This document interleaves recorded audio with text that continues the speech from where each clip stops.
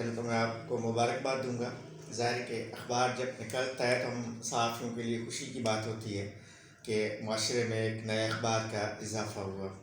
के दौर में मैं अखबार का पाकिस्तान में ये तीसरा दौर तस्वुर कर रहा हूँ, क्योंकि आज डिजिटलाइजेशन का दौर है जिसमें इलेक्ट्रॉनिक मीडिया से चीज़ें फास्ट जा रही हैं।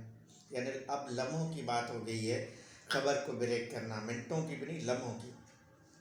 तो आपको उस जदीद तकाज़ों के मुताबिक अपने आप को इस मुदाखलत न्यूज़ को भी जदीद हालात और जदीद तकाज़ों को सामने की अहमियत कभी भी ख़त्म नहीं होती। दुनिया पूरी में अमेरिका, यूरोप और बरतानिया से लेके इंडिया तक, जहाँ 50-50 बरस से टेलीविज़न है, लेकिन वहाँ भी अखबार की आज भी अहमियत है।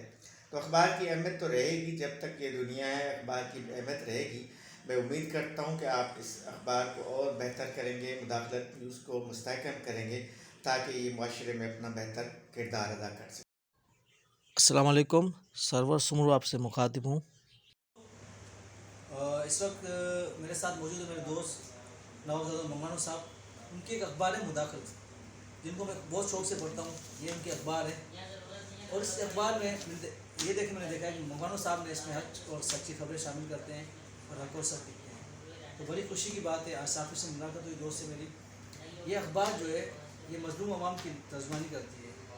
आप ये अखबार पढ़ा करें, कहता हूँ कि ये हक और सच की बात लिखेंगे और हक और सच की साफत करेंगे। तो मेरी नेक ख्वाहिशात है नवाबज़ादा मंगानो साहब के साथ है कि अल्लाह ताला इनको तरक्की दे।